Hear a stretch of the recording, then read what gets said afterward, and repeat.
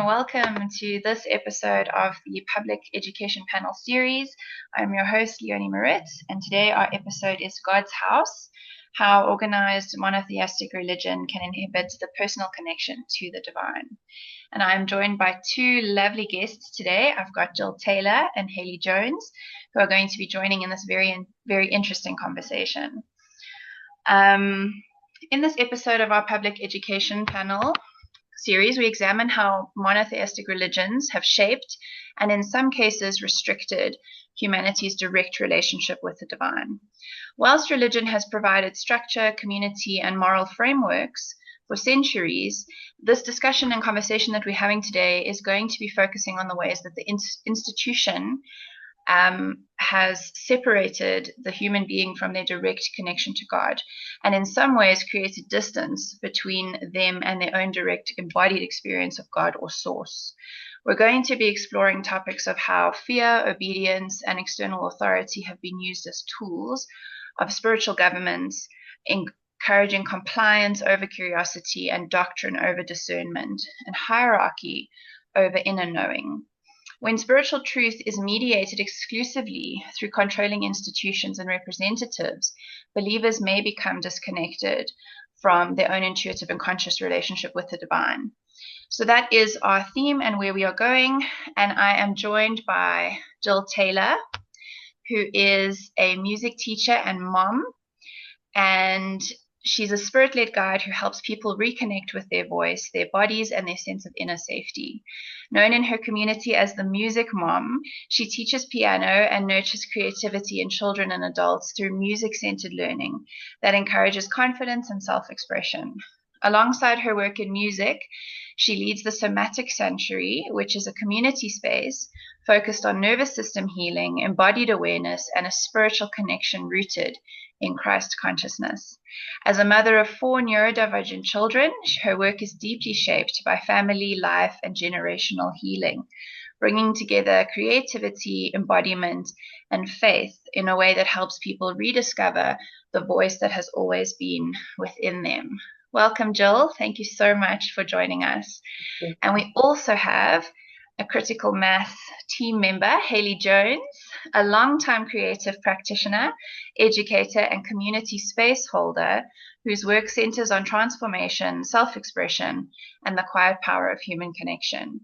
For over 15 years as a licensed cosmetologist and instructor, she blends technical skill with intuitive care and helps others feel seen, supported, and at home in their bodies. Her path reflects a lifelong sensitivity to the emotional and symbolic layers of appearance and how identity, lineage, and lived experience all weave through personal experience. She offers her gifts in a collaborative service through critical mass, focusing on curiosity, authenticity, and shared growth. She is a professional space holder, listening deeply and offering empathy and uplifting others through honest connection, guided by creativity, compassion, and presence. She believes in each person's whole, innate power and wholeness. So, ladies, welcome, welcome, welcome. I'm so happy to have both of you here. Thank you for having me. Yes, thank you very much. I'm so excited about today's conversation. I know it can be a difficult topic, but I'm really excited to explore it with you together. And I'd love to start in the area of how monotheistic religion and organized religion has created a sense of fear and obedience and spiritual control. So getting into that area, I'd love to know how you both feel about the fear-based narratives such as punishment, sin, exclusion, how these have been used by monotheistic religions to encourage obedience rather than conscious enlightenment. Jill, would you like to broach that topic so long? Yeah, that sounds good. So in my experience, the church circles that I grew up in were specifically the independent fundamental Baptist movement here in the United States, and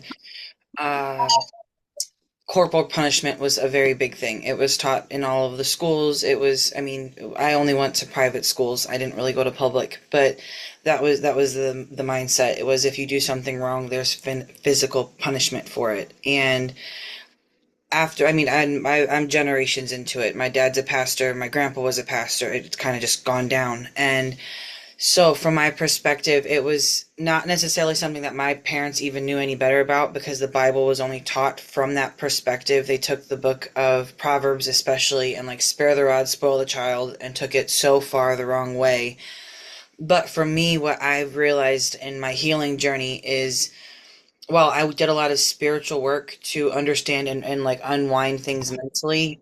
I could not connect spiritually because my body still was holding on to so much of that trauma that I had gone through, and that was a barrier that I did not anticipate, I don't think, or see coming because even through all of the trauma therapy that I had done, there was no integration for my body to feel safe in those kinds of environments ever. And so I don't know. I think it just really slowed down. It did. It slowed down my spiritual connection. As I've done my nervous system healing and focused more around my body in the last year, I've watched my relationship with God. I call God Jerry. I named him Jerry a couple years ago because God was too triggering. Um, but like my connection to Jerry is so much deeper and so much stronger the more allow my body to release what it needs to and I heal it. But when I think about that as children, especially that go through that and generations of that, um, it's no wonder why there is so much mental health struggle in these families within these systems, and it's such a big disconnect that even the kids like me that try getting out, so many of us stay detached from our bodies and never understand that aspect. Thankfully for me, my journey brought me into the woo-woo and the spiritual stuff, but I didn't leave out of that cult mindset until 2020 when COVID had shut the world down, and that was my escape out, honestly, with my kids. But because I had the space to explore other things, it gave me tools that I wouldn't have had access to. The word somatics was something I had never heard before. Nervous system regulation is something that most doctors don't talk about, but we started talking about it with me when my diagnoses started going crazy. But on a spiritual sense, the more I have worked to not fix my body, but just connect with it, the more my connection with source just opens up more and more, and like manifestation happens faster. All of these spiritual gifts that I believe all of us have, but as children, it was taught that if you don't fit in the box, there's physical punishment. And so even I find myself as an adult still having physical responses to things because I'm doing things differently as a grown up, but my body is still this inner child in some aspects and is like, wait, wait, wait, no, no, we don't go there. We don't go there. And I'm still actively having to retrain and rewire. No, it's safe. Like, I'm 31-year-old me is in charge now, and we've got this. But it is a lot of active retraining, and it I don't know. I know so many people that were born into that and stay disconnected their entire lives. They may get close, but they stay in addiction or their own spirals because they never are able to get back in their bodies. And it connects them, that generation, all of them, the people around them. Oftentimes they're in that same suit, and it disconnects all of them from God directly. It's a scary place to be in, but the reality is it's where most of us here are in the United States. A lot of us, or are waking up to it. Yeah, sure. Thank you for sharing that. It's such a hard reminder that when the message is funneled through a particular lens, that it can be misinterpreted or channeled to have a certain outcome that's not necessarily the original intention, and that to experience what sounds like abuse, the way you described it, as a result of a God that is supposed to be something where you can find healing and connection and love, it's so traumatic in that way that it creates that disconnect that you spoke about between your own body and your own connection. So thank you for sharing that with us. And I just resonate so deeply, not only in my heart space, but in my body space, hearing you speak about that. And I think it's such an important place to start in terms of what we're talking about. So thank you. Yeah. And Haley, I'd love to hear from your point of view. How do you feel about the organized religion, and specifically I'm using the word monotheistic, but how the use of punishment, sin, and doctrine and exclusions have affected our ability to connect with the divine as individuals? So this whole topic is kind of my wheelhouse and what I resonate with deeply. I'm 34, newly 34, and because of specifically the fear, the anxiety, and things that guilt that I grew up with are reasons why I personally will not, introduce my child to religions until he's much, much older and he, has this natural curiosity. I remember being a child and being so scared, laying in my bed and being told, say your prayers. And then me laying there, like having to think of every sin that I committed that day and ask for forgiveness for each one, or I'm going to go to hell if I die in my sleep. And that's not something anybody should be, in that headspace, especially children, in my opinion. It's really, the fear in particular is used as this behavioral management tool.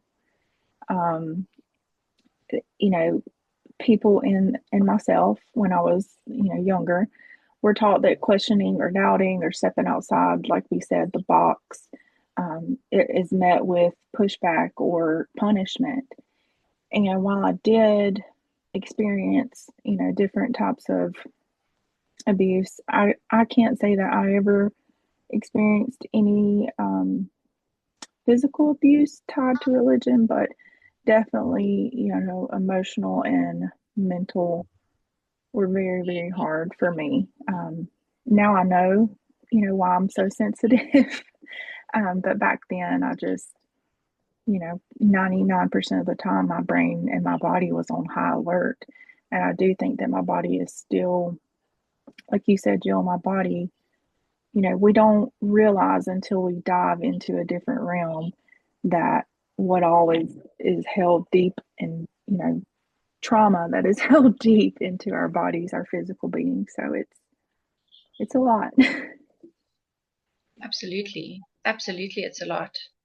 And, to be so afraid, I think is the opposite of the message that we encounter in the more sort of spiritual world. And when we, Jill, you mentioned the word woo woo, and I think there's a whole spectrum of us in the spiritual world and how different we are.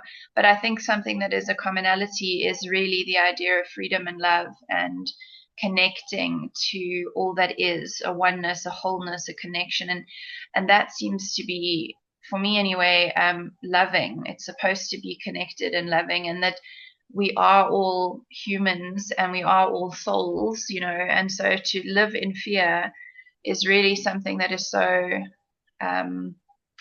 it's like so counterintuitive to what source is actually meant to be. And I understand the need to regulate our sinful desires, if we can call them that, and I understand the need to have certain rules in place so that we all perform like a normal society, a healthy society. But it's taken to such extremes that so much of our natural human expression is suppressed and hated and shamed, that we have these terrible stories and terrible experiences where we have to heal and recover from literal trauma.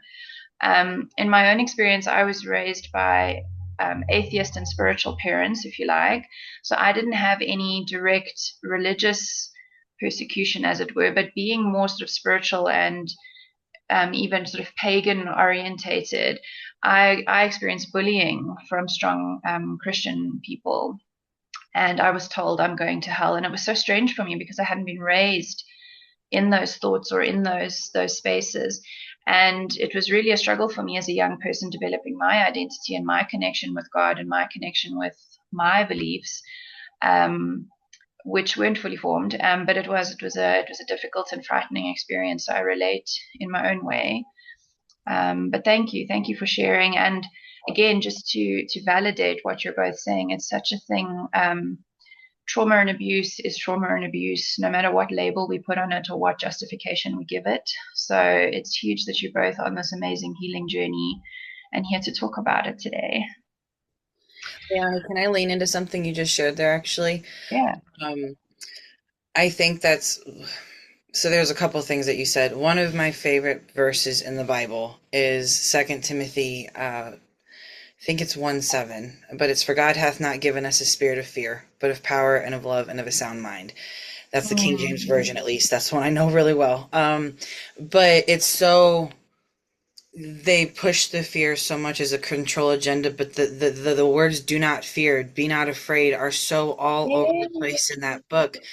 And also, you were talking about being on the other side of it and being bullied. Like, I remember as a child, like, I said the sinner's prayer and got baptized, I think, 3 times before I was 25. You know, this is same idea of going to sleep at night, wondering if, you know, if I'm going to wake up tomorrow, if there are going to be bodies floating up in the sky, or if everybody's just going to be gone. Like, rapture fear was a big thing that got pushed. But as a child, I remember being taught if it's doubtful, it's dirty. Period. End of story. But that created such a narrative for me as a kid that made me push all the other kids away. Like, I was the one that followed all the rules, especially because of the physical abuse that came. There was nothing but rule following from me, at least.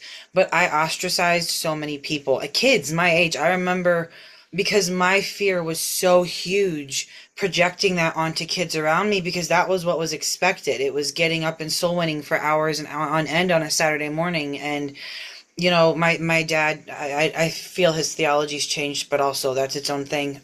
But he preached often when I was younger that we got saved so that we could bring other people to Jesus. And not only is that very fear-inducing when Jesus comes with the alternative of hell and Satan and that whole thing, but it's a very, the fear created this dependency in me on this spiritual relationship that I didn't like. When my faith started crumbling and deconstructing a couple of years ago, it's like my self-worth was completely gone because of all the shame and guilt that was attached to, well, if you don't lead people. And I'm grateful I'm not in that space anymore, but the amount of control that shapes in small children, like, I look at my dad with a lot of compassion because I'm like, you were never exposed to anything else. This is all you knew. And but on a collective view, that's terrifying when you have that many people that are that terrified of a burning place called hell that they have got to win their neighbors to Christ. Like, some of them are real jerks, but on the other hand, they're all little terrified children on the inside that are convinced that we're all going to burn in a place called hell. And, like, you want to talk about an actual hell, that is one. That is one, you know? But yeah, you were talking about the bullying, and I have such a different perspective now because I didn't bully people, but I remember actually this cousin that I live with, I only have a relationship with her because she was the only one in the family that was Catholic. The rest of us were all Baptist, and they didn't grow up in that. But I remember my older, they ostracized her. It was like they were separate, and because there was this line of, you're different, so you're not following Jesus, you're not saved. But the fear that creates in children and families, like, it's just, that's some control that people never are able to, like, you don't understand that that's even holding on to you. I carried 4 babies through pregnancies during that. Like, I had, and it was, I see it now. I don't blame myself, but sometimes I wonder if my children's neurodivergence is often caused because of the amount of fear that I was still living in while I was carrying them, you know? And, it's just, it's a lot, but it's very controlling, and it's, you want to take over the world with something bad, put a bunch of people in fear and have them having babies over and over and over again for generations. That'll do it. You know, that'll do it. Thanks, Jill, for sharing. And it's so amazing to hear your perspective, especially because you were raised in that intensity. And it's true, like the ostracization and things like that. It's I mean, I don't harbor anything against anybody for that experience, but it's just so interesting to me how it has impacted relationships that are with people that I cared about, because I have to ask myself, what do I believe? You know, for example, you know, homophobia is something that's quite significant in a lot of these structures, and that's not something that I believe in, and you know, I actually had to sort of also make decisions about how do the relationships continue and to what level, and you know, things like that. But for me, I never really had any anger or judgment. I just continued doing my own path. But what you said about the raising children in fear and actually, you know, you're sharing your body with a baby as you're growing the baby and birthing the baby in fear and maybe the potential effects it would have. That's a fascinating thought, and maybe a discussion we must have at some point. But it's so powerful to hear you speak about your experience. And yeah, my belief is that I don't know if that's God's intention for his followers to be traumatized. I don't think that's the intention. I think perhaps, Jesus might have had a message of love and forgiveness that he wanted to be spread around, not necessarily having people traumatized by it and by the rules and things like that. And Haley, anything else you'd like to add to what Jill said? I was just thinking when you mentioned, carrying your 4 babies and how you think, your nervous system always being in that space may have affected them. And there's a lot of things that I have been through in my life that I've wondered the same thing. Is this happening to me because of X, Y, and Z? Is this, and that's another thing, like terrible, terrible things. And I don't believe that a God that is loving is, wants that for us. There's no way, it just doesn't make sense. And I've been told through the years that, it's not like that. It's not like that. But yet the organized religious, places I've been in for years and years and years teach that it's like that. And so I don't think, they put it out in big, bold letters, but there's ways that things are twisted that definitely put that into our minds and into our, our souls, really. And I honestly, I love that you actually still quoted a Bible verse, because myself, I have I won't say the complete opposite, but I think because I was so hurt and so whatever, I don't still pull from that. I don't still pull the good out. And that's something I need to think on and change if I want to. But if we look at it for black and white and what the letters are, what they actually say, verses like that make a lot of sense. But In the last, we're in 2026 now. So the last 6 years since leaving the church circles, I could not touch a Bible at first because I was too afraid of it. I literally, I was so confused. I knew that there was no way that God could be this version that they had given me. And I didn't touch the book for a long time. But also, I will add, I was like preacher's kid, we're having Bible classes and I'm learning to write in Greek and Hebrew. Okay. I was deep in. And so that book was really the only thing that I knew. And when I started going, I happened upon oracle cards for myself years ago. I actually went into a crystal shop and this deck jumped at me, and it was stuff that I'd been very apprehensive to, but I always entertained the question. We didn't believe in ghosts as a kid. It didn't make sense to me. So our souls die and they live eternally. But you mean to tell me that these pearly gates just keep our souls from coming back to visit? That this doesn't make sense. But that question is what pivoted me into spiritual circles and spiritual communities, because I was looking for answers. But what I kept coming back to in so much of my teaching, or in so much of my learning and exploring in 2020, 21, and even some of 22, it all kept bringing me back to the Bible. All of it. All of a sudden, Bible verses would start popping up, or oh, that's what Jesus was saying. Oh, that's what Jesus was saying. And I think back in 24, it wasn't getting over fear. And I just want to offer you this, Haley, if you're open to it. For me, I had to go through my time without it to get to where I am now. And also for me, the somatic sanctuary and the whole based in Christ, that was born in the last couple months, but deeply because of me being able to see that book from a different lens. I was able to open it back up and it was still my King James, but all of a sudden I was like, oh my gosh, I could see it through a lens of love. And I'm able to have conversations with people that were raised similarly, but they want to go back to it, but there's a part of them that's so afraid, because for me at least, to learn that Bible without that glaze of hate and fear was very dysregulating for my nervous system, and my body couldn't handle it for a little bit. It was really, really hard. I mean, I think that's why I have been diagnosed with POTS at this point and functional neurological disorder. My body was no. But I kept regulating and finding that For me though, the verses that kept coming through, that one was a big one. That one was my grandma's life verse. But then all of a sudden I was like, okay, well, I'm going to just go to the words in red. I like Jesus. I like what his story is about. So I'm just going to hyperfixate there. But then as I did, it was like, no, this is what they're saying in Buddhism. This is what they're saying in this other religion. And it's all the same thing. And so in the last year, especially, I've gone out and finally bought a different version outside of the King James in the last year. That's how long it's taken me. But I'm able to explore in different ways. But for me, part of that passion is because I know that this is what my work here is here to do. As like I can't let the Jesus thing go, and for a while it drove me nuts, but now I understand why. Um, so I'm grateful for it, but I'm grateful to be in spaces and be able to share with people like that verse, because that was the verse that I claimed when I was going through the psych wards and through a lot of my mental journey with this was, no, for God hath not given us a spirit of fear. I don't know the rest of the book, but that fear is just a part of the meat suit. It's just a part of my body, and it's not from source.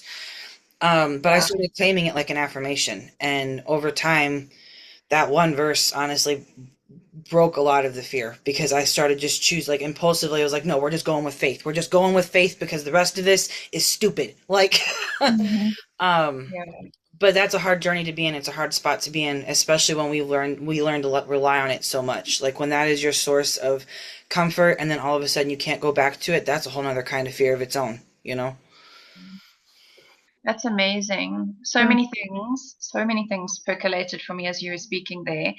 First, I love, as Haley said, I love that you're going back to the scriptures, let's call it, or the original wordings of things from a place of love and openness as an individual. How do I receive these messages? How do these things actually translate for me as the believer or as the individual? I think that's a huge thing, instead of going through someone else's conditioning or someone else's lens. That's amazing. And that you may be able to, through your work, share the message in a healthier, loving way. I love that. And then also, just to acknowledge the significance of breaking out of conditioning, what it does to your body, what it does to your mind, the courageousness to actually say, okay, I know the world is telling me that it is this way, but there's something inside me that says it isn't this way. So I'm going to try a new path, even though it brings me potentially a hell dimension, being cursed or whatever hell doth rain down upon me for doing this. Like oracle cards, for example, you really sort of broke out of your conditioning and went on you blazed a new path for yourself. And it's so beautiful that in a way you found your way back in some instances to the book. I think that's or to the message, let's say. That's really wonderful. And yeah, Haley, how did that resonate for you? What she said. I agree. There's some things that are still innately hard for me. The first time I walked into a crystal shop or a spiritual store, I felt like, who's seeing me, who's watching. I'm getting it put out. Right. And I think I went on a lunch break from work. I started listening to podcasts while I was working. At this point, I had a part-time, anyways, I had some time where I did computer work where I was able to listen. But there's still things, if somebody brings up, a Ouija board, I still like my heart leaps, and I think there's always going to be these things that are deep inside me, but then I have to kind of flip my logical brain, my spiritual brain, on and kind of recourse my thought process there, because it's not true. I think everything that we do in the spiritual realm is based on intention. You can use any device, any, divination in a negative way, or you can use it, I think it really is just intention, intention, intention. And I know that my intentions have always been good, in my opinion. Yeah. That was That's one. beautiful. That was one of the ways that I opened up actually to the Ouija board, which scares a lot of people. I don't work with it very much, but the first experience I had with it was on accident, and it was such a beautiful, loving experience with one of my grandmas that I was like, okay, we got this all wrong. But it made me realize that those were spiritual tools, just like the Bible Mhm. is a spiritual tool, honestly. Like, and it can be used as a weapon, or it can be used to not be. Like, it can be used to help and in good. And um, I know for my family, when I first got my oracle cards, and even still, my reads are always very spot on. I've never read professionally, but like I love reading for other people. They are very aligned, very in tune.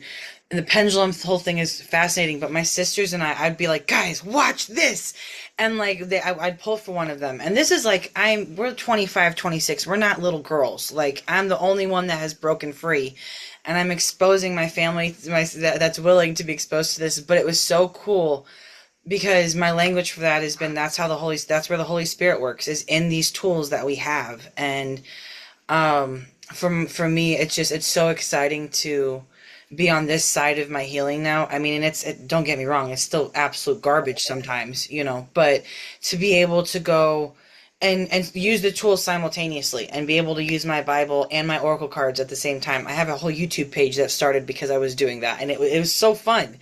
Um, but also spiritually for myself, I started realizing how much when you are able to step out of that fear of God and then into playfulness with God or source, that Yeah. is where the actual divine magic sits, and that's where the flow sits. And man, is it so much better than the fear. But it takes a while to definitely, it's layers. Every time I'm like, okay, I'm not afraid of that anymore, something else pops up and I'm like, ah, man, like, but is I get from my experience, that's just being human. That's the learning life that is. So That's so delightful. I love hearing you talk about your experience with the cards. So I'm a tarot reader. So many a Christian and Catholic have told me I'm going to hell for reading the cards, but I do believe it is a way to connect to your higher self. That's how I use them, a tool for intuition, exactly as you said. And I really just love that you found the fun and the joy. And I do believe that our connection with Source, I agree with you. It's supposed to be something that's fun and playful and loving because that's what life has, that aspect. It's not all supposed to be gloom and doom. And so I really love that you brought that up. And I don't think fear has any place in that relationship, because where do we look when we're afraid? We look to our parents and we look to God. We look to whatever our version of God is. Help me, I'm afraid, I don't know what to do. And for me, my belief has always been that it should be something comforting. And just going back to what Haley said as well with the intention, it reminded me of the Egyptian ritual, the myth that Anubis weighs your heart, must be lighter than a feather. I've always believed that, and that's a mythological interpretation, but I've always believed that that is what even the heaven or hell situation must be, is that if you have lived your life as a flawed human being to the best of your ability, in the best of your moral ability, then surely you can't be punished for that. And terrible things happen in life because it's just life. I don't believe we're being punished. I think there are just unfortunate, tragic life circumstances that happen from time to time. And then there are consequences of our choices. Because I also don't necessarily believe in, karma coming to punish us over and over again. I think that we have this life and we must work with it. That's just my own personal belief. But I believe that to also live in fear because of generational things being put upon you is also very limiting and very sort of, tethering you to someone else's trauma as well. So just as a side note. Um, but on that note, I'd love to just move on to a little bit more specific in terms of dogma and doctrine and the spiritual dissonance that occurs, because I really do think we've moved into the realm of talking about how we connect individually to this amazing thing called God or source or whatever name you would like to give it.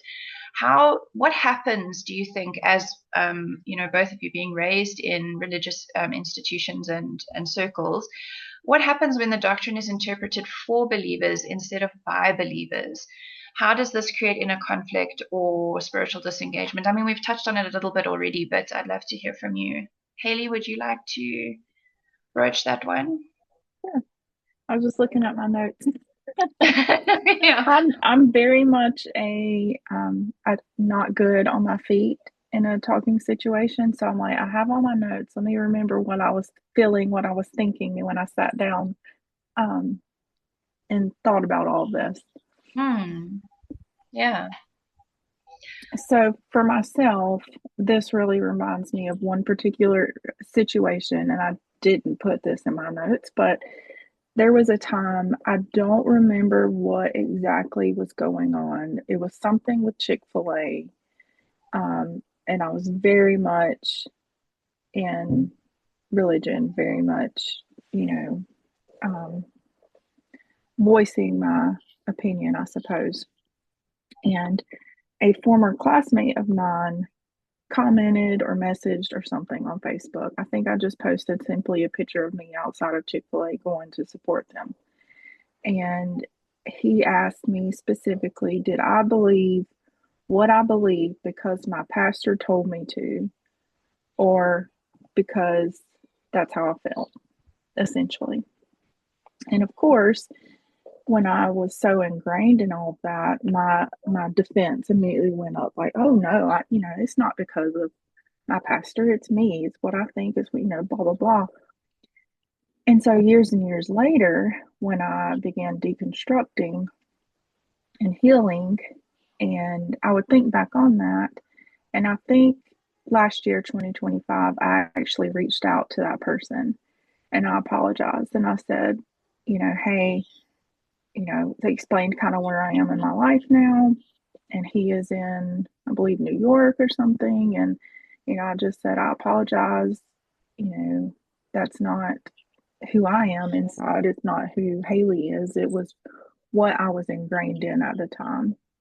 And, he wished me well and said he didn't even remember when that happened, but I did. It was a very big moment for me, probably when I first was thinking, is this me or is this, being pushed on me type of thing.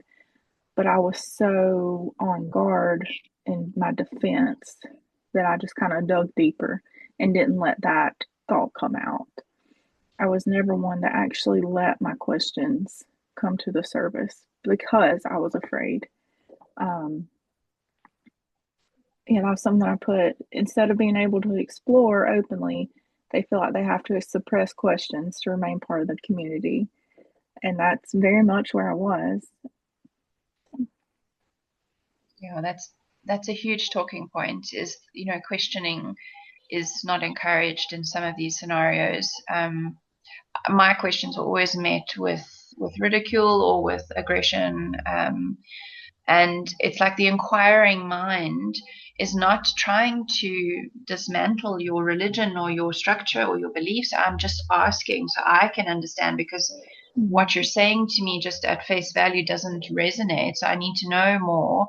But they find it seems as though it's received in a very sort of threatening light. So, but just to touch on what you said, I mean, that sounds to me like a real awakening moment, like you were triggered. But through the triggering, something was birthed, that process began. And then it was so courageous of you, I think, to reach back out and actually acknowledge, hey, this is where I am now. I think that's also the power of really embodying the forgiveness message also. Say, I'm forgiving myself for being there, and I want to apologize for what I may have done or said. I think that's also truly courageous too. But questioning, I think that is always a red flag for me in anything. And I'm not just in monotheistic religions either, in our realm of the world too, because we can't be naive and pretend like there aren't some cults out there in the spiritual realm of things where people where questioning is discouraged, and where, there's a single power, absolute control, those exist as well. So I think not being allowed to ask questions, not being allowed to inquire or explore for yourself is a big red flag in any spiritual or religious realm that you may be exploring. And Jill, would you like to add to that? How do you feel that doctrine being interpreted for you instead of by you, how does it separate you from your God? How does it have that kind of impact for the believer? I definitely think it ties into what we were just talking about a couple minutes prior. The interpretation of the Bible directly. Like you want to talk about why we're here as a Christian in Christian nationalism. Like, that's because that Bible's been misinterpreted by tons and tons of men, and that started in the Catholic churches way before Christianity grew into what it is now, right? But when you bring it into the context of today, I know for myself in the churches that I was raised around, we were encouraged to have, they called it a personal relationship with Jesus, which is funny because that's nowhere in the Bible. Nowhere. I've looked. But like they talked about that. And so it was important to like do your devotions and read your Bible every day. I can't tell you how many times I've read that book all the way through because it was cultivate your own relationship. But the problem was that there was, from my experience, was that there was no support in what that actually meant, because the sermons that are going to be preached on Sunday morning, Sunday night, you know, the revival services, the Wednesday night services, the preacher meetings, all those guys are going to be saying the exact same thing. And so a lot of times I didn't have many questions. All of my curiosity was kind of excused out of me with a paddle is the nicest way that I will say that. But there was no question in me. I had nothing but fear there. So I didn't ask them. But when people would, it was oftentimes, well, you don't have enough faith. Well, you just need to trust in the Bible more. Or this is their favorite. We're not supposed to have those answers until we die. And so put it on a list, and when you die and go to heaven, you can ask God those questions. First of all, if you look outside of just Christianity, you will find answers to lots of those questions. They just are not willing to look outside of their own box to recognize that other people might be right too. But secondly, when you have hundreds of thousands of millions of people believing that, and listening to pastors all over the place that are converging, like for myself, I quite literally was raised in a cult. There's an HBO docu-series with my high school hallways on it, okay? This church is based right on the tip of Lake Michigan, up near Chicago. But they would have people busing in from all over the nation, like flying in for conferences, pastors' conferences, youth conferences for the teenagers. But it was very, very, very, very culty. They just made it look real good. They preached the Bible with fire and pizzazz. They knew how to put on a show, so their vacation Bible schools and things for the children were going to be great. But their message was misconstrued. And for all of those people, they're not soaking it up. And they're only wanting to associate with other believers that believe exactly like them, because that is what the agenda is that's being taught. It causes a very big disconnect when you aren't allowed to ask questions. You know, some of I have very few of those pastors that I was raised by that I have any kind of contact with. I'm pretty sure I'm here to flip most of their tables now, but the ones that I will have those conversations with are ones that are open to my questions, because I've already got the answers that I need to find. I found them in other spaces. I know what I believe without them. But from my perspective, like you guys mentioned, that defensiveness that comes up, that stop, I will just speak in my own experience. And this is with no hate towards my father on the chance that my parents ever see this. He was not taught the truth. He didn't go to crazy Bible colleges. And those circles didn't encourage an education. It was, if you've been called to preach, you got the call from God, you can go do it. It is not that simple. But when those men of God especially are not equipped to deliver that message, and now their church members are asking them questions just out of curiosity, it's going to seem like they're being harsh or mean or shutting it down, but realistically, they probably don't know the answer to that either, or don't know how to find it because of what they've been taught, because of what the person before them was taught. And the message is filtered in different ways. You know, I went from being in that crazy strict fundamental circle to a circle where I could now wear pants and listen to music that had the drums, but it was still a different sect of control, you know. And either way, the message was being filtered through, and it was all the same Bible. They all use the King James Version. They hate all of the other versions. They love that one, but even in that, I was growing up in two different circles that had their own translations of this book that we're all reading from. And at that point, though, you're separating communities, not just families. That goes so much bigger, because there's one person, or one. Well, in my case, it was Hiles, and all these preachers coming and listening to him and eating everything up. But a lot of those preachers, like my dad, were young, uneducated, and were taught that if you heard a message from God, you were supposed to deliver it. So it makes sense, psychologically how it's happened. You could talk about that all day, but spiritually, that is such a deep disconnect. That is such a deep genetic disconnect when you start talking about mental health, and pastors that are in these positions now, they are literally hardwired to be afraid because that's what grandma and grandpa were. That's what mom and dad were. It's genetically there, and they come up with bipolar or schizophrenia, and I'm not dismissing those diagnoses. They are real and they need help.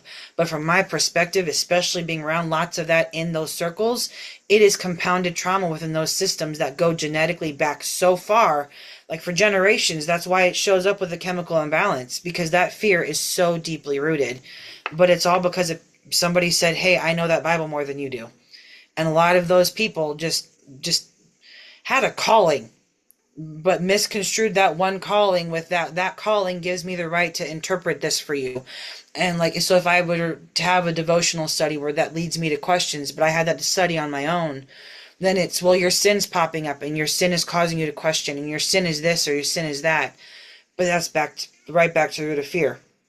But when you're actively praying your sins away to make sure you don't burn in hell, you'll do whatever you have to do that the pastor says at that point. We didn't go and we had altar calls. We didn't have the boxes in the Catholics. My brain is fogging out. Where they like just tell that they vent to the priest of what they've done wrong, and they thank you. Yes, confessional. It was not communion at all. Yes, but like from our perspective, it was. In the Baptist realm, it was, if there's a big move of God because the preacher spoke, the altars are going to be full, people are going to be sobbing, and lives are going to be changed. No, you just figured out how to use music and raising your voice to scare a bunch of people to that altar. But at that point, though, when you're sitting in the congregation and you witness this, and I only got to experience this because I was in the congregation. I just had a foot on the platform, too. But like when you witness that and experience that over and over and over again, 3, 4, 5 times a week, for some of these kids, young adults, people that are needing support, you are hardwiring their nervous systems to now be in those situations where they're getting yelled at, screamed at, and shamed. And that's the only way that they can hear from God now. So when they go home and there's not some big crazy spiritual music movement, there's no big crazy choir, your kids are yelling and screaming, God is nowhere to be seen. God is nowhere to be seen because that your body is not having that physical response that it had all day Sunday when you were exhausted, running a mile a minute serving Jesus, but that crosses those threads mentally. That crosses those threads. And even the one, like from my experience up here, this is part of the reason I think I've been brought back up here. The churches that have branched off from the crazy conservatism. I'm not great with words when I get to talking about this stuff. My autism kicks in and I get all excited. But like the fundamentalism, that black and white thinking, the ones that have been able to step away are still so rooted in fear. Those non-denominational churches, you're still going to have to say the sinner's prayer. You better still get baptized. You better not touch those cards because there's still that underlying fear from however many generations before, But I mean, and I could talk about for myself how it's impeded on me, but at this point I've been able to view it differently enough now that I'm just mad that they're still doing it. Yeah. So. Yeah. No, what you really said. Yeah, Haley, speak. I saw you nodding during that. So speak. Yeah, go. Yeah, the music and the lights and everything. I didn't fully explain my background. So my family all claim to be believers and they're in and out of church, but it was never, my grandpa was a pastor, it wasn't deeply ingrained in my family in that way. I placed myself into it.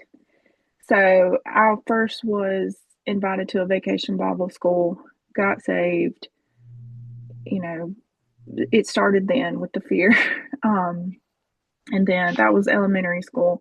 Middle school, I moved back down to where I live now, and I started going to youth group on Wednesdays. My parents did not go on Sundays, so I only went on Wednesdays. And then after high school, I got married to my high school sweetheart because I didn't want to be having sinful unmarried sex. And, we're married now, and I'm like, all right, we need to find a church. We need to plug in. Yep. So we do that. And a few years in, I'm now the children's minister. After that, I was the youth leader. I was part of the praise band, all of this stuff. And this particular church that I'm speaking of, honestly, I was in for like 6 or 7 years. I have very little negative things to say. This pastor and his wife are still in my life to some degree. A lot of the people are still in my life. I actually reached back out to some of the youth, hindsight, and just touched base with them and, said, I'm deconstructing, I'm going through all of this, I'm, digging deep, and I just want to make sure that no lessons that I gave, nothing that I said or construed gave you guys any type of trauma. And thankfully they all responded and said, no, like, that pastor in that place, are the only religious place I didn't get any of that from. And I do agree with that. So I can't, and it's like anything, it's not all bad, not all places and things are bad. But going back to, I had that experience, I had that background experience of being behind the scenes. So that church actually closed. It was a very small church with just a few families who were doing everything. And I moved on to another church. That's where I really seen the lights have to be this way, the screens have to be this, the music this and this and this. And it's like, wait a minute. I could see a production. And I went through a really big change during that time where I got separated and divorced from said high school sweetheart. And, we're taught to just turn to Jesus, turn to God, turn to the pastor, the spiritual, advisors. And so I did that. We did that at first. I literally was on the ground at the altar with people with hands on me praying, and it did not change his mind, And obviously now I'm very thankful. I love where I am now. But at the time, it was very hard. And I'm like, what am I doing wrong? I'm trying to do all the right things. And then after the separation happened, it was kind of like I was shamed for not trying harder, more or less. It was, you need to fight for your marriage. And it's like, he literally told me he was choosing this other person. I'm not going to beg him. And so Good for you. I recently seen on TikTok, I don't scroll it often, but I did see, and it was a lady, and it was satire, but she was saying, oh gosh, how does she pronounce it or coin it? Something about mega churches, and it was like, speak like this, like say the word, and it's like, it's almost like that's how it is. Like they have a plan or a guideline of how to manipulate the feeling, because you really do feel it because of the music, because of the lights, because of the, tone in the voice. And there's a song that is newish, and it's a secular song, but it has the same feel. And I love the song. I really do. I kind of want it in my wedding this fall. But that was another thing that recently hit me. I'm like, this song kind of gives me that same internal swelling of, the feeling where it just really resonates. And I think it is just because of the music. Jill, you would know all the technical terms. I don't. I just know I feel something when I hear it. And it just was another nod. That's why I got so like into it when you were saying what you were saying, because it's like, okay, I've been thinking on this a lot in like the last month. I'm going to lean into that a little bit more if you guys are okay with that, because I feel like some of this stuff is important to be said in a way that just educates people, because a lot of people don't realize, like, Haley, I have so many friends like that were like you that I invited them to vacation Bible school, but that is how their spiritual journey went. It was not we considered them bus kids. That's how a lot of them, their parents didn't come to church. We got them there. Mm-hmm. But from the grown-ups perspective, especially, I became the church pianist at 15 years old. And my dad was in one of those smaller churches. He never pastored over maybe 150 people. He was roped in with a lot of, that church is a giant mega church, that I was mentioning up in Indiana, or I'm here now, up here. But that mentality of like, get it right or go home, basically. After I moved to the pew, I remember there being services where my dad would say, this is how it mostly went on a Sunday. It was, this is my sermon. Find music in the songbook to go alongside, which makes sense. Okay. But it's to manipulate. They say it's to get your heart set, but oftentimes those sermons, and this is not just my dad, that is not any kind of way. That's just my experience there. But lots of pastors, I watched sermons and series of messages be fueled because there was people in the congregation having a beef with each other, or somebody had heard some type of church gossip, or that pastor just really needed to go to therapy and instead let it out on the platform. But when you're doing it and like that's now the message of God, and you're partnering that with the music and the lights, and it's part of the reason that I do the somatic sanctuary in the form that I do. And even it's why I don't take notes when I'm trying to do something that is spiritual based for me, because I trust that divinely, that if God wants something to come through, it's going to come through. Even if I mess up, even if I fumble, I'm going to give it some forethought, but I'm not going to plan all this out. When I started doing the Bible readings paired with the oracle card readings, it was literally like one of those, you drop the Bible and see where it lands kind of thing. Because I needed people, I knew that there were going to be people watching this that were still in churches, and I'm like, you need to understand that this is how Spirit actually works, and any of you guys can do this. This does not have to come from a pulpit. But when you add the pulpit, the lights, the scenes, and even vacation Bible schools, things like that, there's a lot of good things about those things. And it's part of the reason that I'm feeling so drawn to bring a community together, because I miss my church communities. The theology and the doctrine was just so fundamentally a problem that honestly, that it wasn't desire to get away from it that got me out. It was fear that my children were about to do the same thing. Because at that point, they were 5, 4, 4, and 3, and I had married their dad. Very, very early on, like didn't know how my body worked, had them all really fast. But that fear of, oh my God, we're about to do this again. Hell no. I wish I could say that it was some bigger drive for me, but like, realizing the lights and show, realizing the sermon manipulation, and not even intentionally. It's just because they're humans too. But all of that puts those people on stages, on pedestals, kind of like you're at a concert, And when you're sitting in the congregation, I can only imagine coming at it from your perspective, Haley, of like walking in without the lifelong experience. Because, for me, my mom was not raised Baptist. She was raised Catholic, and you knew it. She stood out against all the other preachers' wives. They ostracized her because she wasn't raised like them.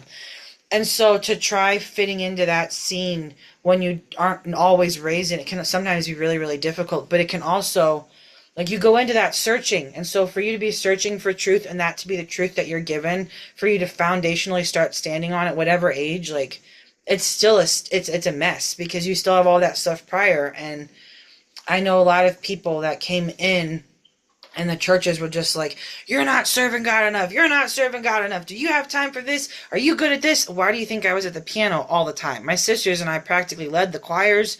But while I was having my kids, I was the choir director, the pianist, and my husband and I were leading the youth group. And I was barely in my 20s. Barely. But that was the mentality of, you have this gift, go give it to God. And even now, as someone who served in that capacity, I have a very, very hard time playing piano for fun. I cannot play easily. It's getting better. It's part of the reason that I teach. I can teach very well.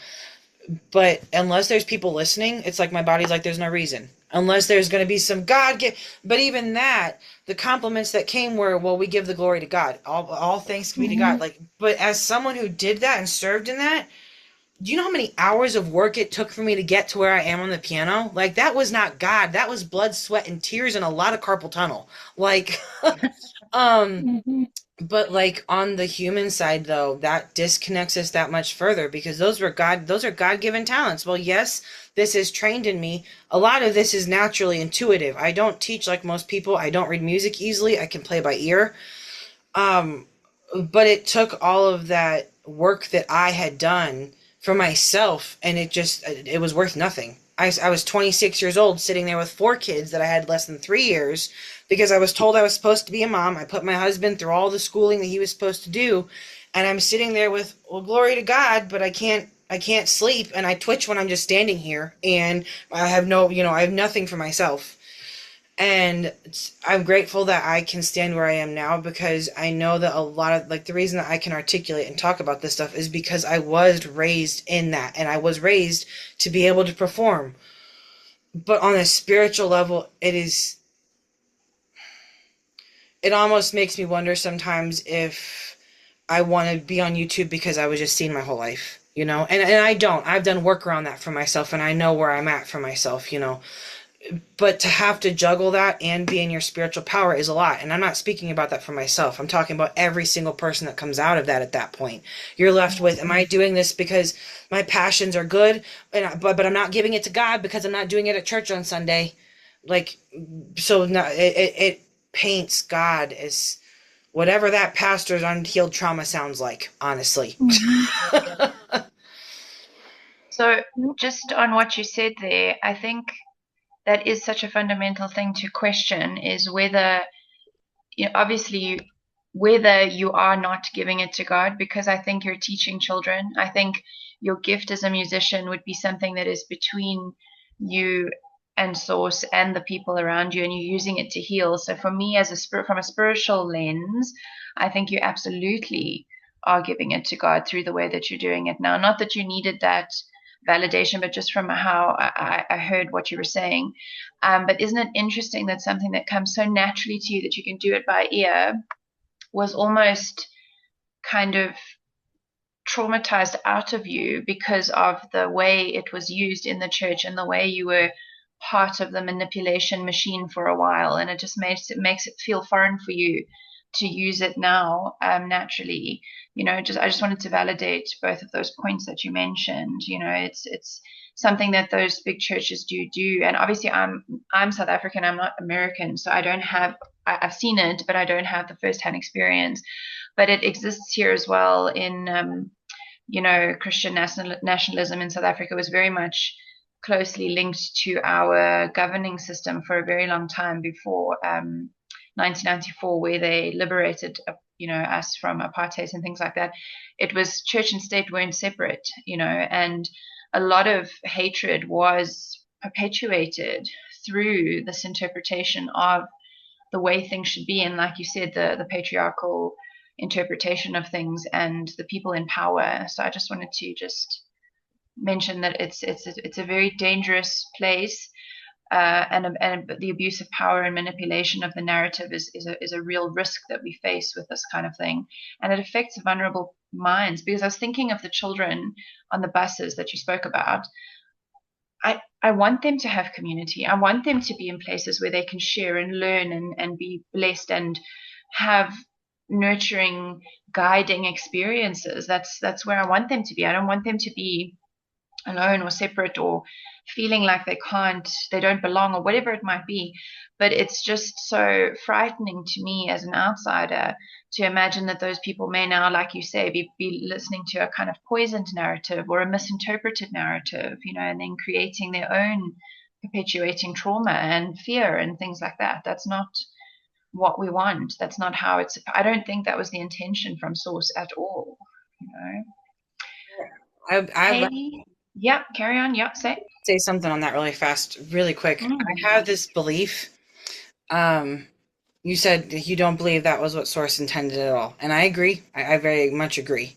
But on the flip side, where I am now, I genuinely believe that if that Bible was like the book that we call the Bible, okay, I believe there's lots of other books that should have been included in it, all that kind of stuff. But what we actually know to be the Bible, I genuinely believe that if it does not get put together the wrong way and misheard the wrong way in this capacity, Christ consciousness in this frequency that we are trying to help raise right now does not happen, because there's no reason for it to happen. If we don't miss what Jesus says the first time, why does he have a need to come back? Why would he come back if we don't miss it the first time?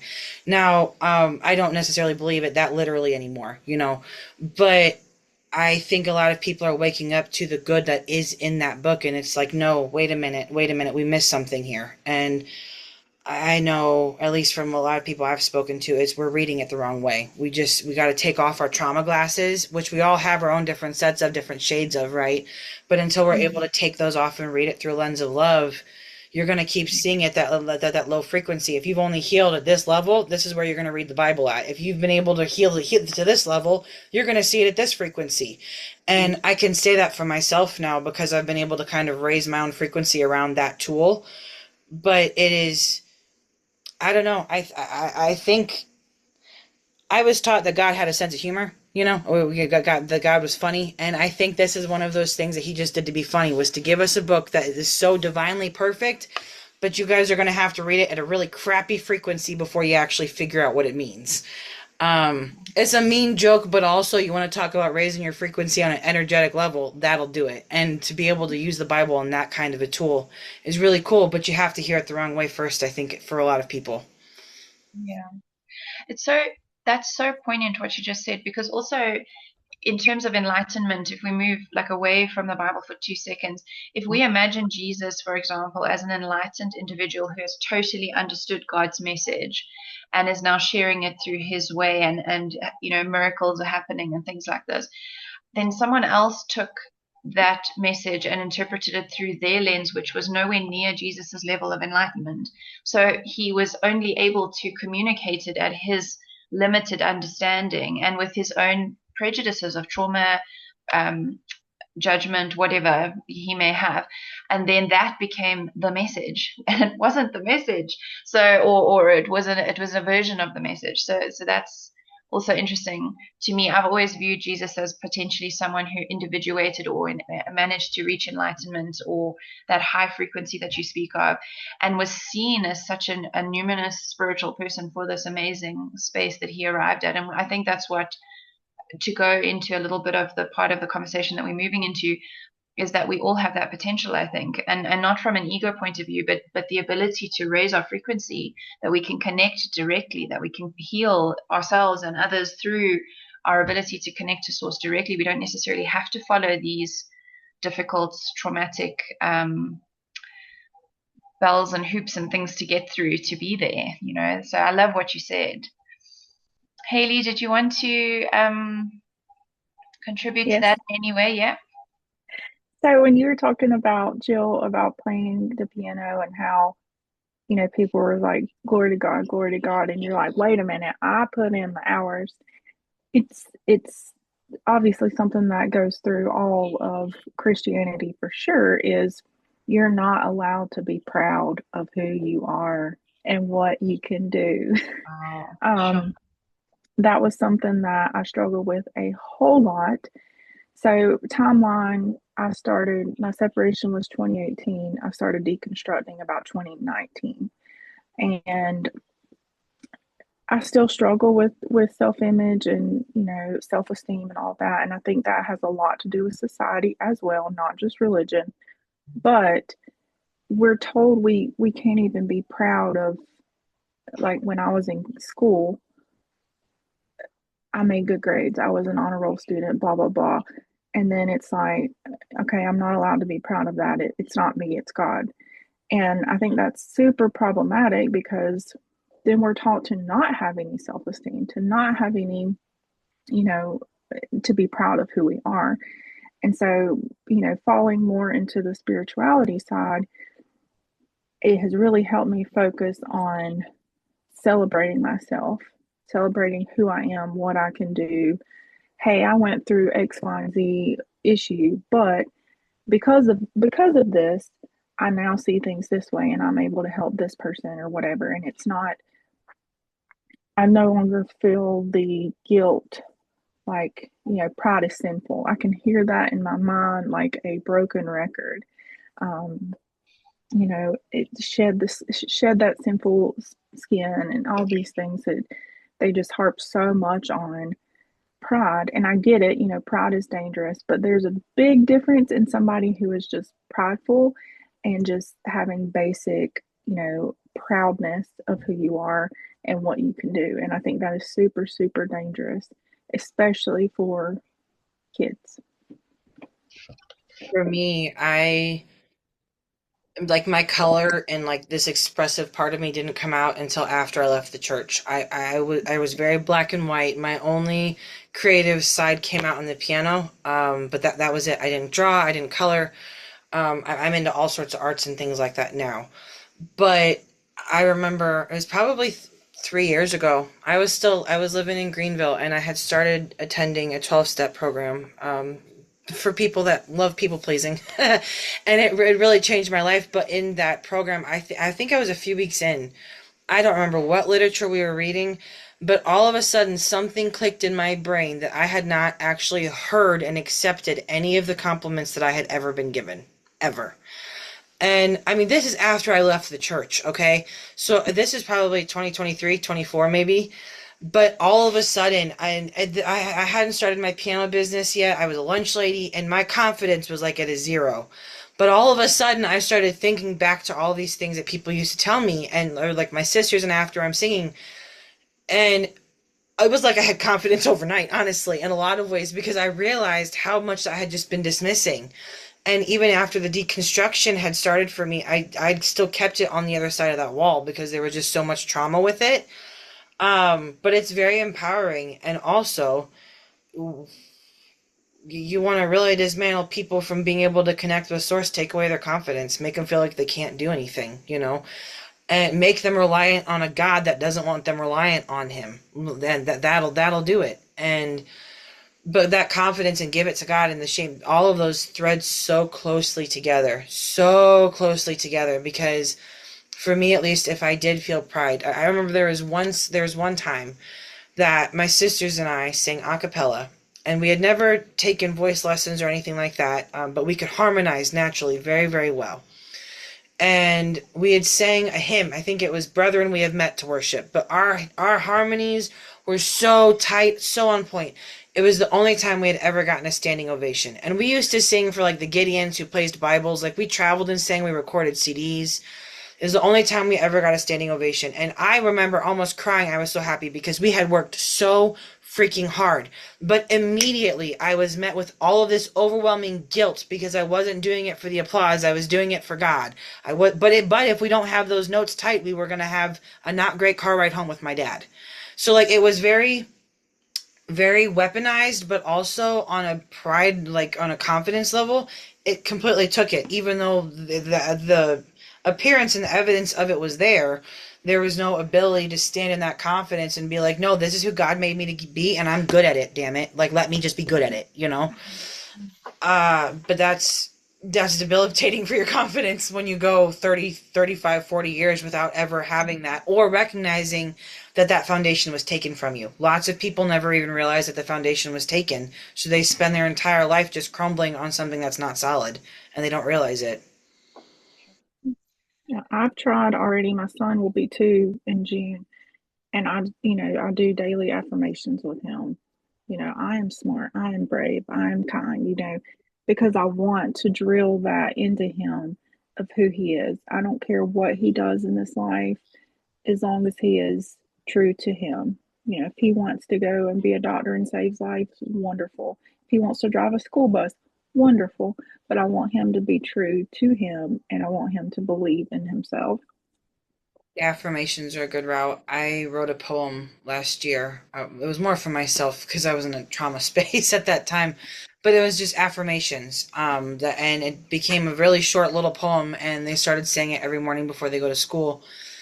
And I didn't leave the church circles until my oldest was already 5. I had all 4 of them in that, and so I recognize that there's a lot that I didn't set myself up for success for in some capacity. I mean, I did the best I could with what I had at the time. So that's not, I don't hold shame towards myself, but watching my kids now as they get older, it doesn't matter how much trauma therapy I do, the triggers still happen. They don't go away. And so like trying to allow my children to be that confident and that self-sure and that expressive, God, that expressive, it triggers the mess out of me. And that part of me that I've been paying attention to for 6+ years. I mean, I've been in trauma therapy for way longer than I started that before I left the church, because I realized the abuse in the home was as extensive as it was. But like trying to stop that from passing down to the next generation.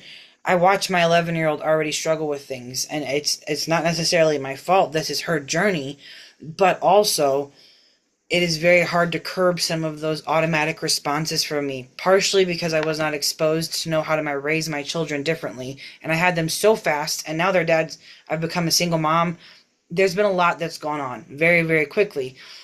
But like, regardless of that, for me, where does that leave my kids? You know, what does that cause for them? Because even though I can see those things and those patterns I don't want to continue, I'm still trying to retrain that out of me and allow myself to hear those affirmations and feel like I'm not going to hell, you know? So to find that balance of this is where I'm at, but we're going to pass this down. Like, you're on a really, really good path, really, really good path, because there are times where I watch my daughter shift into negative thinking, but there are also times where I watch my daughter. She's on a spectrum. She's ADHD. She's a ball of fun, right? But she doesn't care. The confidence that she carries, I'm like, okay, we might have some mouthiness. We might have some boundaries we need to work on, but you are confident in who you are, and I'm not letting anybody take that. You know, we're at least gonna stand on that part, because if you have confidence, I feel like the confidence can outweigh the fear at that point. But if you have no confidence and you're surrounded by fear, you're screwed. You're screwed It's a until, recipe for disaster. yeah, for sure. So I just want to mention, or rather, just like reiterate that both of you, the courage it takes to really step away from the lineage and the generational standard of living and being, and actually be brave enough to say, okay, well, this doesn't feel good for me. This doesn't resonate for me. I don't want this for my children. And it's like, what I'm loving about the way both of you are discussing your kids is that you're not telling your children how they should be. You're just giving them the opportunity to make choices for themselves. And what you are trying to instill in them are things like self-love, confidence, the ability to ask questions, these really empowering things is what I'm hearing. Instead of saying, okay, the church is bad, you can't do that, you must do this. It's like, that's just the same thing in a different vein. So like, I really want to just respect you both for that, being open enough to allow your children a different choice and a different path.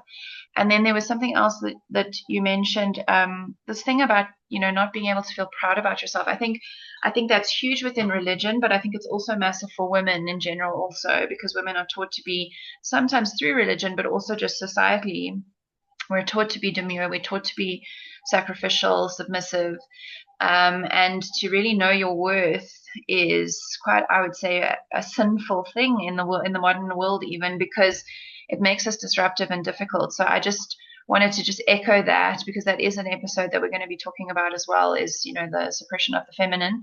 And I think that that's something that comes through hugely in religion for everyone, but I think women tend to feel it stronger. Also, going back, Haley, to what you said before, you were supposed to fight for your marriage, not your husband necessarily. You were the one who should have done more, should have, that blew my mind at the time. And I know it's real. I know it happens everywhere. But why is it the woman's job? Why is the woman taking all the responsibility for anything that doesn't work well enough? And I think that religion has, organized religion, monotheistic religion has that aspect of the women being totally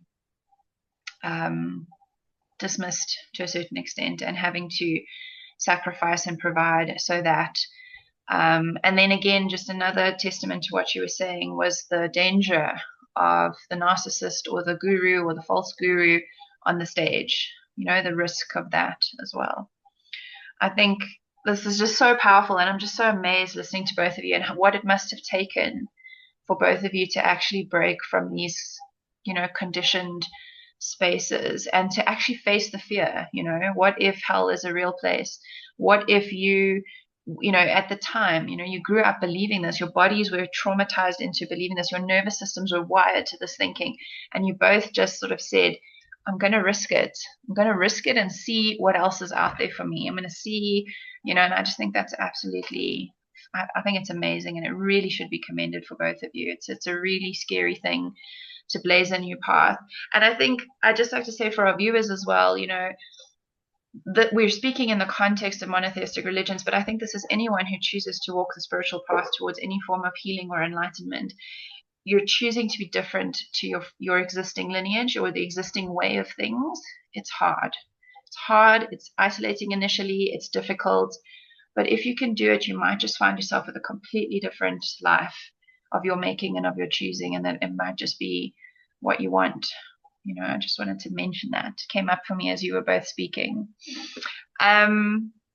All right, so we've spoken a lot about religion, about the oppression and the danger and the fear and the manipulation and the conditioning. I'd love to hear from both of you where you are now. How has your relationship with God become personal, become loving, become different? How are you practicing your relationship? And I'm using the word God, but with source, with spirituality, how are you embodying that now? Because both of you have healing practices and spaces where you're doing this amazing work. How does it look for you now?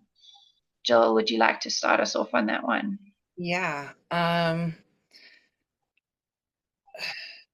Well, healing for me now looks like me picking up the call to minister, honestly. And that relationship with God for me has developed so deeply, like that I'm at a point where I can claim that. It took a lot of trauma getting through that to be able to realize that I had a call to help people, because that goes generationally for me, But I definitely, I don't know, create my own path. I've got a church that I joined in Greenville before I left because I appreciated how they presented the Bible. And my ties to Christianity have come through so strongly in the last year that I'm realizing that that's the foundation I'm still rooted in and standing on. But my understanding of it is so much different. I don't believe I have to, ask Jesus to die for me and cover, or like pay for my sins, and all of that has changed. But deeper than that, my desire for the truth has had me chasing context historically of like who Jesus actually was and where he was and what was going on and where he was over half of his life that we don't have recorded in the Bible, But that for me deepened my relationship that much more with Jerry, with Source, God. When I have one friend that calls him Gus. It's God, Universe, Source. It's great. Oh, that's amazing. Yeah. I love that. Gus. But like for me, the more I find pieces of the puzzle to connect, I don't know how else to explain it. Like I look at religions like they're all different pieces of the same puzzle, and God was like, here, we're just going to spread these all over the planet and see what the humans do with it, right? But for me, finding God in the places that the church told me he wouldn't be in is one of the greatest things. I love like angel numbers, or like things where the Christians are like, look for the miracles, look for the God, but then they dismiss and we detach ourselves from the physical world around us. I am able to manifest things very quickly, and I'm realizing as I get in more alignment for myself that that's just one of the archetypes that I hold, and that's cool, but I'm able to relate it to prayer, and it makes me understand living prayer outside of, just, oh, I got to pray because I really need something. But the more I've been able to explore the truth of who Jesus was and who I believe Jesus to have been, and I choose to embody that walk. Like embody Jesus is kind of like my thing. That's like if we're gonna ask what would Jesus do, then I want to relate that to physically what would Jesus do? What would be going on in his body right now if he were me? Like what would he be thinking? But I couldn't connect to God like that before, and so to be able to connect to Source like that for myself is really powerful. But I'm even to be in this season now healed enough that I can step into it and help other people mirror it while I'm learning it as well, because I am not out of these woods for myself, but getting to like be witnessed by other people who are actively waking up themselves. It's kind of just like, whoa, what just happened every single day over and over and over again. But instead of it being this fear of looking over my shoulder, I'm going through these situations waiting for the other shoe to drop. And I swear to God that whoever's up there is doing this just so that I can like get through these situations and tiptoe and be like, oh wait, no, nothing's bad's gonna happen. Like because I'm walking in alignment. And even in like the karmic sense, I don't think of it as like a sin thing. They're things that are just out of whack that we need to get ourselves back into alignment with to be able to connect with source. Jesus Yeah. doesn't talk about sin like that, right? That's everybody else. And the rest of the books. But when you think about it from that perspective, it makes God that much bigger. I love history now and like anything that teaches me how the world actually works because I was taught with a 6,000-year-old earth and all that kind of craziness. So to like actually learn what's going on in Egypt or like what historically they have there. Oh man, the Templar Knights like blew my mind because I was trying to connect all of this history, but it made the world that much bigger. It makes God that much more bigger and that much more powerful. And then for me to be able to be like, no, wait, that's not just some person in the sky doing this. Like I am connected with that being or with that source of energy, whatever that is, you know? And it is very empowering and it's a lot to stand in. It's very dysregulating still. You know, it's a lot to balance and I have a lot of days where I'm just like, okay, this is great, but I need a second. I need a second. But it's not as exhausting as it used to be. It's a lot more freeing to be out and to not care what other people are thinking or if I'm authentic enough or not for them. I can just be myself and not give a flying rat's butt. And I'm only not cursing because I don't know who's going to be watching this. Yeah. Only I would be cursing left and right. I think we're fairly free on critical mass. There's no Yeah, I sense feel so but too. Yeah, I just, but even like this, like that mindset, it puts me back in the preacher's kid mindset so fast. yeah, Certain things yeah, do. But I'm grateful that I can witness myself in these things. And I mean, there are definitely times where it's frustrating and I get mad at it. But also, I'm like, no, this is just empowering that much more of who I'm supposed to be and what I'm supposed to do. Even if it's a mess, even if I don't have a plan, because I don't. Like, it's just, that's how Jesus existed. And I'm going to just, what would Jesus do? And I don't feel uncomfortable asking that anymore because I feel like I finally have figured out what those answers are for myself. yeah. So I really want to hear from Haley on this as well, but I just wanted to say there was something that you said, finding God in places where I was told he wouldn't be. That was huge for me because as a, an angry child who sort of considered herself atheist at that time, I hadn't found my connection to source. I hadn't found my connection to God, as it were. He in due to certain situations in my mind, I felt abandoned by him.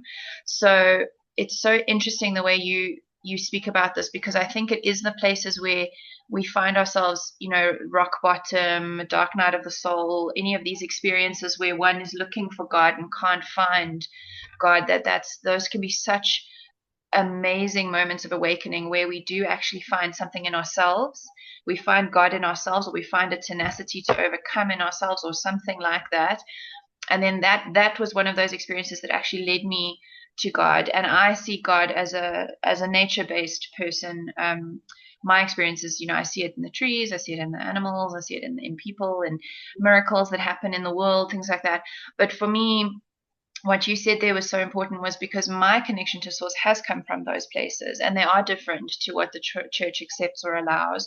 And I just think that there will be points for our viewers and for our people who work with us at times where they have no connection to God because they've lost it or forgotten where it comes from. And so what you're saying is so resonant and so poignant because that is where we find that it isn't necessarily at the building of the church, or it isn't necessarily the book, it isn't necessarily the preacher. It exists within us. We can connect to it. That's just my interpretation of it. And lastly, just a hurrah that there is going to be a minister with such an open mind towards sharing a different version of spirituality through the Bible. I think that's amazing that you want to do that. So that's what I wanted to say. I want to add to that just really quick, like that dark night of the soul thing you were talking about. I think for me, I expected God to always be heavy because I was taught that if you were not going into a valley, you were going to be coming in out of a valley. It was like this whole life is just hard all the time. And so the miracles could only show up when I was in complete despair, right? But as I have more alignment for myself and more like looking for the synchronicities and the things that are not coincidences, like Last night, okay, I'll give you an example. Last night, it's pouring rain outside, and my cousin needed to work on his car, and it was like looking like the storm was going to blow around us, but then it started raining.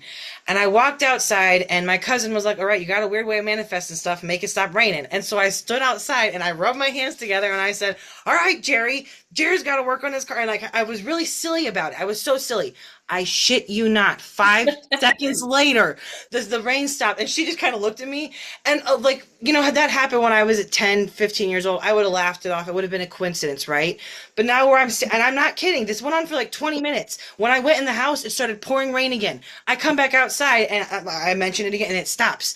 It was just very funny. It was very funny. But for me, that's where it's just like, nah, God's listening. He's there. This is the kind of dynamic that you can have. But those are the miracles. Like, people are so fast when we're in these good, happy moments to just be like, oh, life is just great. But that's where the miracles sit too. We're just too busy in that emotion to realize the honest of what just happened, right?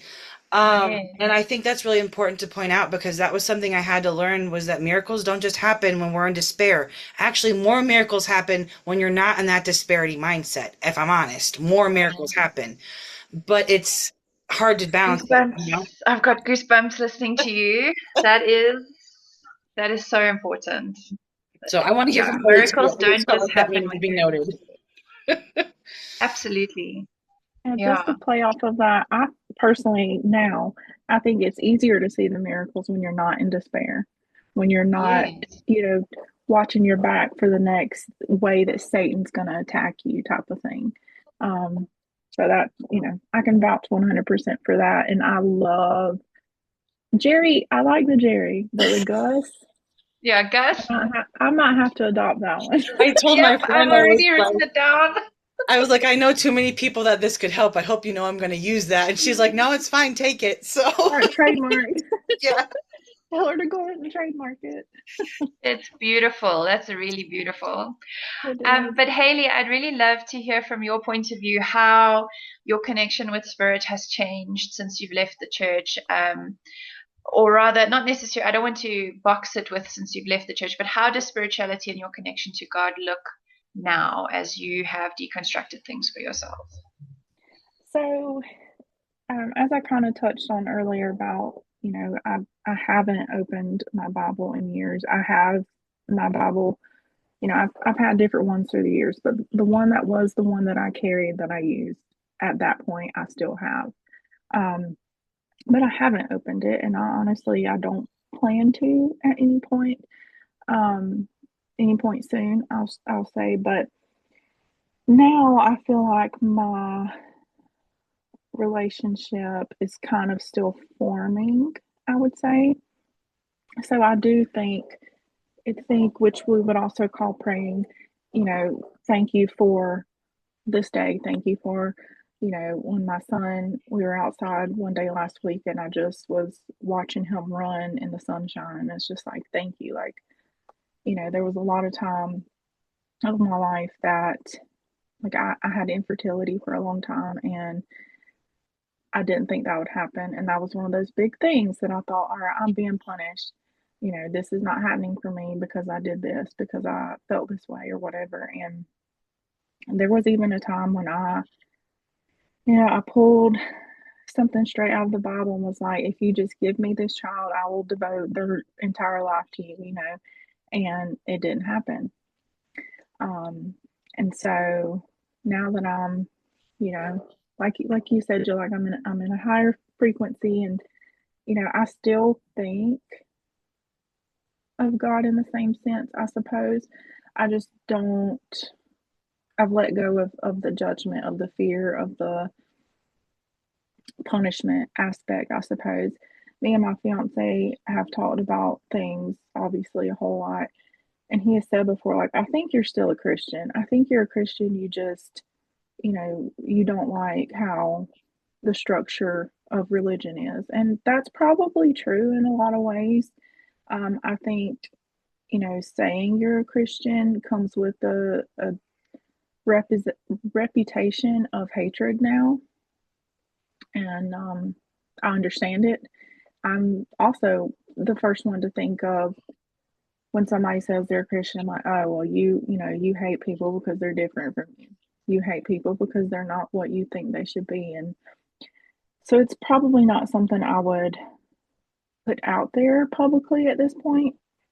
I did take a course by a man that he coined himself as a Christian witch. And I get that. That's kind of how I feel. I don't want to be like, I'm not putting a label, but I'm still kind of in that point in my life where I'm not really putting a label. I feel like I'm connected. I feel like you said, Leonie, I see God or spirit or universe in nature. And there's this tree. I'm planning to have my wedding here at my house in like this natural cutout in the tree line. And I was back there walking one day in the last couple of weeks, and there's these two trees that they're like this up at the top, but their bases are like conjoined twins, kind of, but these trees.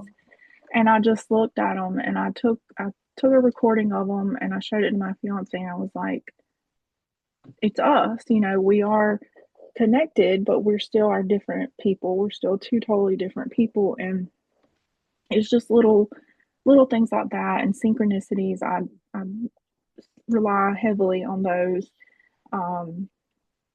Numbers, and Jill, you mentioned angel numbers and stuff. Like, I opened a business. I'm still doing the same thing I've always done, but I opened my first physical location that's just mine, and I named it Sage 9.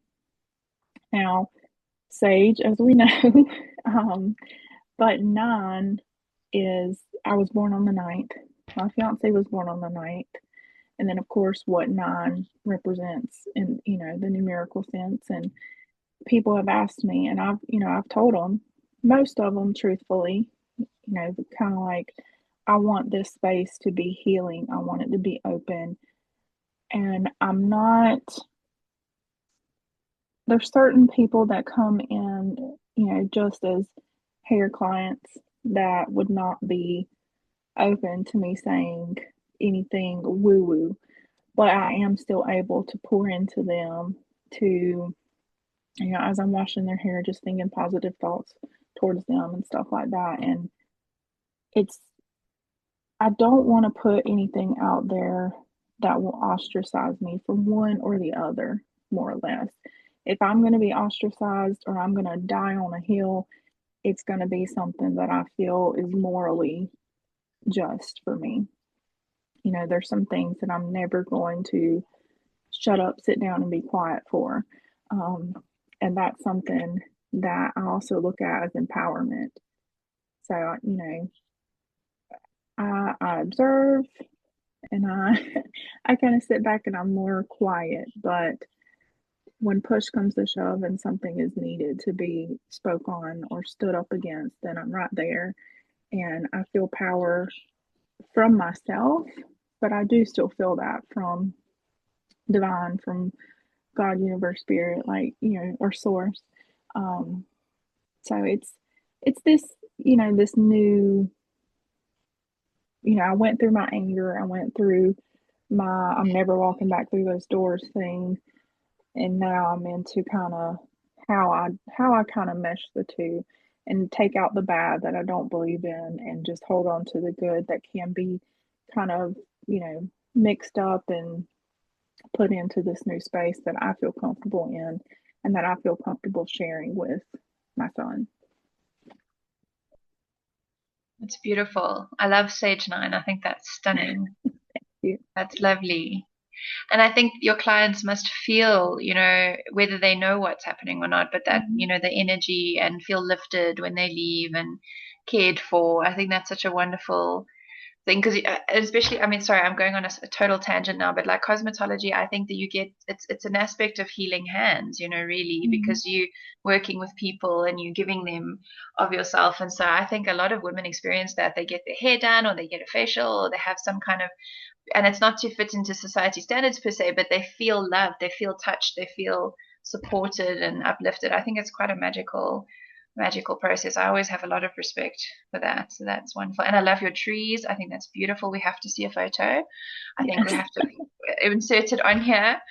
Yeah, no, I think that's really beautiful. Both of you have sort of mentioned how you've moved from this place of being told that your connection is conditional to God, that there's conditions and serious consequences as well, that you have to be afraid, that you have to be subservient, and you've moved into these places where you're connecting one-on-one to the point that you're actually changing your physical experiences and having these amazing synchronicities. You've got much more open communication with Gus and with Source, and it's just happening in these beautiful ways. And what I'm really hearing from you is a softening, of your relationship with Source since you've moved into these different spaces. And you've both created beautiful creative expressions of how you want to work with this going forward, which just makes me feel like that's what it's supposed to be. And I'm not an authority on what I'm saying, but for me that resonates, that is how we are supposed to connect. Why would we have the faculties that we have, the abilities that we have, the questioning minds that we have, the consciousness, the emotions? Why would we have all of these things if we weren't supposed to connect ourselves? And again, I just want to say that we're not, criticizing the idea of the wisdom that's provided with the scriptures, and we're not criticizing the various books, religious books or religious institutions. We're asking the question of where it's been misinterpreted, where it's been misconstrued, and how it's oppressing the individual's ability to find divinity in themselves and in their everyday lives. That's what the conversation is geared towards. And we've heard some amazing experiences of, I've got goosebumps listening to the kind of things you had to experience in these places and these things. It's really is extreme. And then the amazing courage of having to, create your own path. Is there anything that either of you would like to add to our conversation before we finish off? Is there any final thought that you have or anything that's popped up for you during this conversation that you would like to share with our viewers? I want to leave this just for whoever happens to see this. If you are someone that's considering deconstructing or possibly coming out of it, or you want to pick that book back up and don't know where to start, just go to the Words in Red. Go to the Words in Red and consistently ask yourself, what would Jesus do? And let yourself figure out that answer, like between you and Spirit. But for the sake of just getting that out there, that will ask yourself, what would Jesus do, and how you handle yourself and how you handle that Bible. And if you want to go back to it, just go to the Words in Red. Start there because they're not as bad as the rest of it in a triggering sense. But seriously, it brought me a sense of comfort. And if I could tell anybody anything, it would be go to the Words in Red and ask yourself, what would Jesus do? Because Jesus was that real to me that he was able to still come through, And I actually put that here as a note when you were speaking on it. That's in the things that are going on in life now. And, I think these people that are using Jesus and religion as a shield to defend hatred and to defend what they're doing. And I'm like, wait a minute, do you not remember, the tax, like you mentioned, the table? Do you not remember all these things that, in this book that you were, shielding yourself with, that it literally talked about the things Jesus did, the people that he sat with and he spent time with, And so I still very much believe in Jesus and who he was and what he stood for. I hate that these other places and people have used other things to defend hate. And so that is something I think I'll do in somewhat of near future, is just reflect on that and not the four wall hold in so much other stuff in actual organized churches. Yeah, definitely. Yeah. Thank you, Haley. So I think what's come up for me in this conversation, there was so much, it was so rich, and you've both shared such meaningful lived experience and valuable behind the scenes points of view. It's so significant to me to hear what you both had to say and what you had to offer for us today. I really got the sense that we looked at the difference between a true devotion versus a dependency, between faith versus control, between being an integrated connection, a personal connection to source versus a conditional one. That came up a lot. And the question, the big one for me that stood out a lot was the fear that keeps us in a state of trauma or a state of nervous system dysregulation. And whilst fear may inspire obedience, it doesn't cultivate wisdom, and it doesn't cultivate healing. And doctrine may offer a structure, but it cannot replace lived experience. And when access to God is mediated through hierarchy alone, individuals are taught to distrust their own nervous system, their own intuition, their own conscience, and their own capacity for a direct relationship with God, a direct relationship with Spirit. And I think that's what we were trying to encourage with the idea of this conversation today is, how can you cultivate it for yourself? And we're not saying that there's a right way, but we're saying there may be other ways, and we want you to choose that way for yourself or to feel safe enough to do so. And yet there's also a lot of other things out there. As Jill was saying, there's a lot of other books to read. There's a lot of other philosophies to explore. And many seekers have often been speaking of a similar truth, a similar thread that runs through the basic structures of a lot of the monotheistic religions. And divinity is not confined to the building, to the title, or the institution, or the preacher, or the pastor, or the guru. It lies within your own self and with your own journey to consciousness or healing. And to recognize the divine is not to claim superiority, but rather to take responsibility for ourselves. And it asks us to embody our ethics, to embody our morals, and to live with compassion and awareness and accountability, not because we are commanded to, but because we are aware of the impact that we have and we choose to. So that's just what I took from the discussion. And I just think you're both amazing, and I can't wait to see what you do. And I just really want to encourage our viewers to reach out to you more, should they have any direct experience that they want to get from you or some guidance. And I just love that the message of Jesus, or the message of thus Spirit, is being seen with this kind of softness and this kind of open curiosity. That's something that I feel has always been lacking in my experience with organized religion. There was all the things you spoke about, fear, judgment, all those things. So I'm really loving the birth of this concept, or this idea, or this space that you're making, where we can interact with Jesus in a different way, and with the book in a different way, and hopefully with the process in a different way. Yeah. Closing thoughts. Anybody want to add anything? Thank you for hosting. This was absolutely phenomenal. Yeah, I've enjoyed the space to share. Pleasure. I'm so grateful to have both of you. Haley, anything? Also, just thank you. Thank you for the time and the space, and for both of you for just connecting for this time. Thank you. Okay, and thank you to our viewers for watching us and supporting us at Critical Mass. This is our public education panel series, and today we were talking about God's house and the oppression of monotheistic religions and how it disconnects the individual from source. We hope to see you again in our next episode, so tune in soon.